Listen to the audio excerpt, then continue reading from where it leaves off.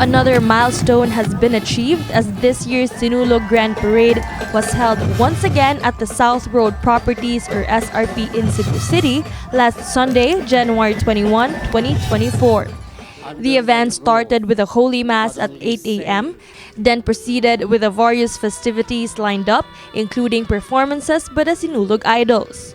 Less spectators were seen at the grandstand during the day till noon because of the extreme heat.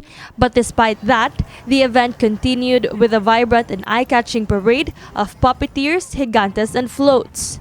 Miss Cebu 2024 𝗖𝗜𝗧𝗬 and her court also graced the event. A total of 23 contingents joined the festival's main event, while only 17 competed for the coveted prizes. Sinulog's regular international performer from Korea came back again this year as a special guest contingent. Another guest performer who joined Cebu's grandest festival was Bacolod City's Mascara Festival.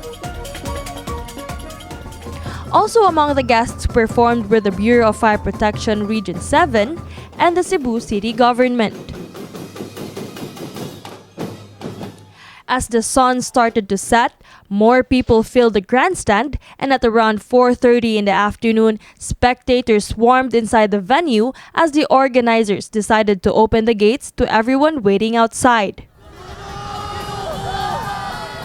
Pasayaw Festival of Canlaon City, Negros Oriental will bring home at least 3 million pesos after winning the Grand Champion title for the Ritual Showdown for the Free Interpretation category.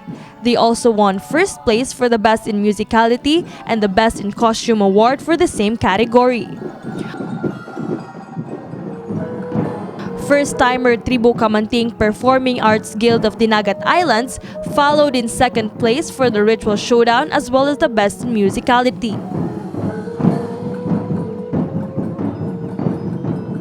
Standing third is the renowned 𝗬𝗘𝗔𝗡𝗟𝗏 of Barangay Basak, San Nicolas.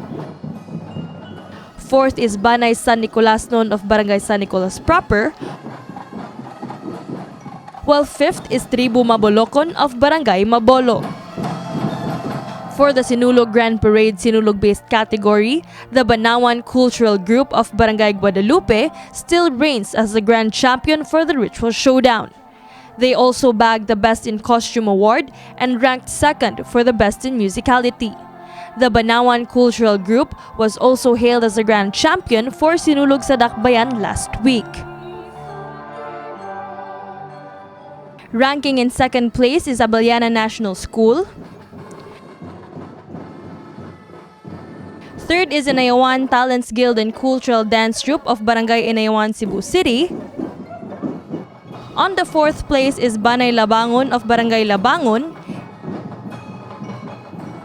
And on the fifth place is Nagkahiusang Pamilyang Cebujan of Barangay Banilad, Mandaue City. The champion for this year's street dancing competition is no other than 𝗬𝗏𝗡𝗏, followed by Canlaon City's Pasayaw Festival in second place. Ranking third is Inayawan Talents Guild and Cultural Dance Troupe of Barangay Inayawan, and in fourth place is 𝗕𝗔𝗡𝗏𝗟𝗏 of Dinagat Islands, while on fifth place is Nagkahiusang Pamilyang Cebujan of Barangay Banilad, Mandaue City. Cebuana singer Dulce also made a special appearance that night. The Asia's timeless diva surprised the audience with a song number with Cebu City Mayor Mike Rama.